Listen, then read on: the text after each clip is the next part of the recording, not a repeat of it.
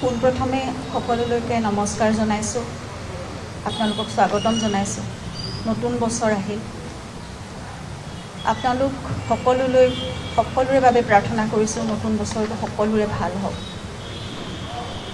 বহু দুখৰ বোজা লৈও, বহু গধুৰ মন লৈও আমি দুখ সময়ৰ মাজতো আগবাঢ়িব খুজিছোঁ আৰু জুবিন বিষয়ৰ সকলোবোৰ কথা আৰু কাম সুচাৰুৰূপে উচিত ধৰণে হওক বুলি আমি আশা কৰিছোঁ।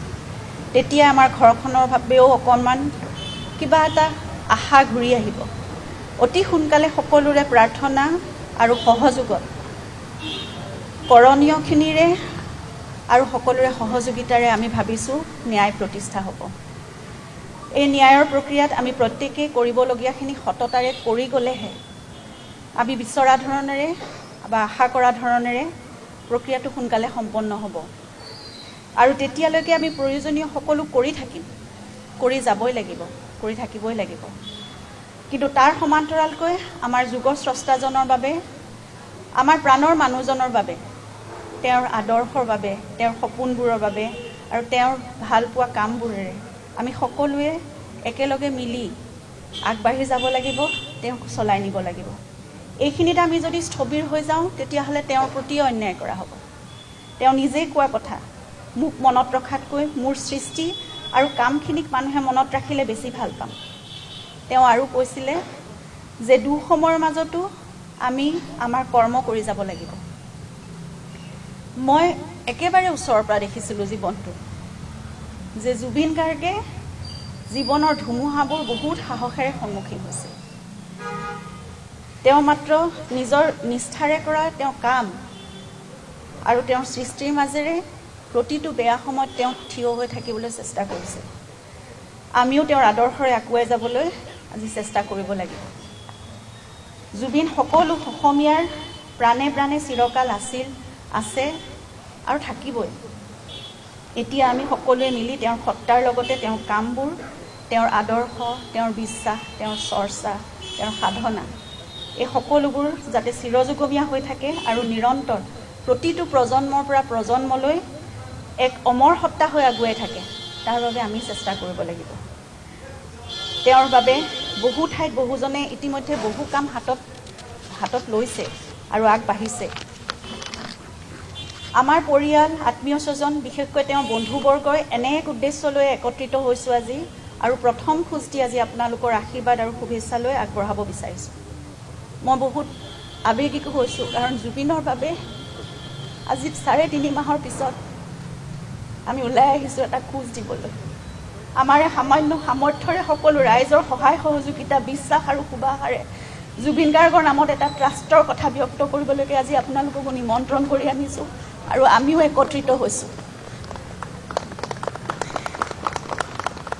আপোনালোকৰ বহুমূলীয়া সময়খিনি দি আমাক সহযোগ কৰাৰ বাবে আমি সঁচাকৈ যথেষ্ট কৃতজ্ঞ আৰু আপোনালোকৰ প্ৰতি ধন্যবাদ জ্ঞাপন কৰিছোঁ।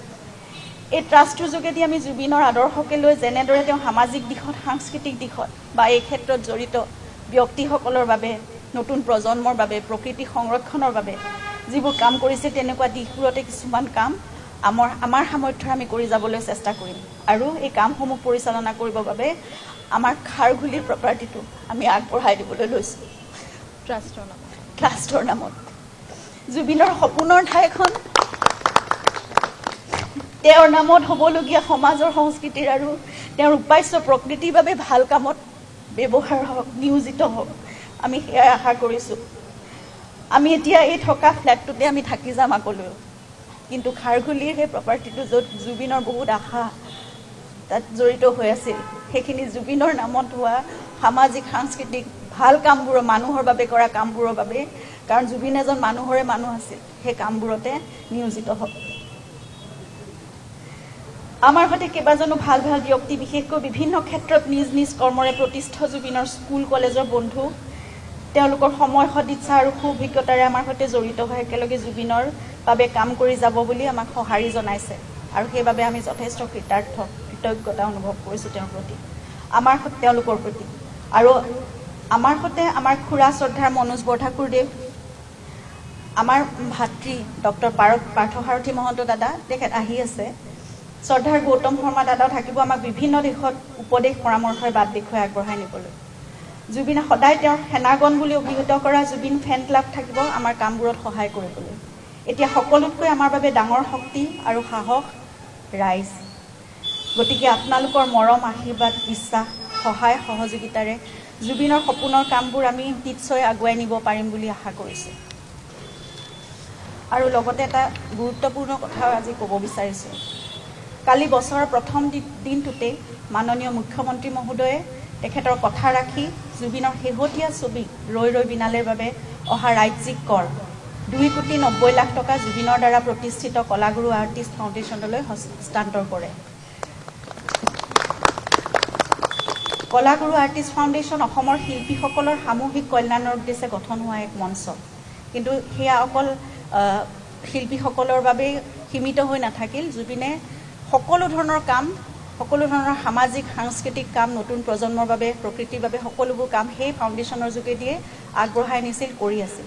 গতিকে এতিয়া কলাগুৰু আৰ্টিষ্ট ফাউণ্ডেশ্যনৰ অসমৰ আমি এই মঞ্চখনৰ যোগেদিয়ে জুবিন গাৰ্গৰ সামাজিক সাংস্কৃতিক আৰু প্ৰকৃতি সংৰক্ষণৰ বাবে কৰা কামবোৰৰ সংবৰ্ধন আৰু সম্প্ৰসাৰণ কৰিবলৈ সংকল্পবদ্ধ হৈছে। মাননীয় মুখ্যমন্ত্ৰী ডাঙৰীয়াৰ এই সিদ্ধান্তই আমাৰ এই সংকল্পক বাস্তৱায়িত কৰাৰ ক্ষেত্ৰত যথেষ্ট সহায় কৰিব। লগতে জুবিনৰ ন্যায় প্ৰক্ৰিয়াটোক অধিক শক্তিশালী কৰিবৰ বাবে আৰু ক্ষীপ্ৰ অগ্ৰগতিৰ বাবে বিশেষ চৰকাৰী অধিবক্তা নিয়োগ তথা এখন বিশেষ আদালতৰ বাবে উচ্চ ন্যায়ালয়ক চৰকাৰে আবেদন জনাব বুলিও যি ঘোষণা কৰিছে, নতুন বছৰে মংগলক্ষণত অসম চৰকাৰ আৰু মাননীয় মুখ্যমন্ত্ৰী ডাঙৰীয়াক এই সিদ্ধান্তৰ বাবে আমাৰ তৰফৰ পৰা আন্তৰিক ধন্যবাদ আৰু কৃতজ্ঞতা জনাইছোঁ। লগতে সংশ্লিষ্ট সকলোকে অনুৰোধ জনাইছোঁ, যিমান পাৰি, যেনেকৈ পাৰি, সিমান ক্ষিপ্ৰতাৰে প্ৰক্ৰিয়াটো যাতে সম্পূৰ্ণ হওক।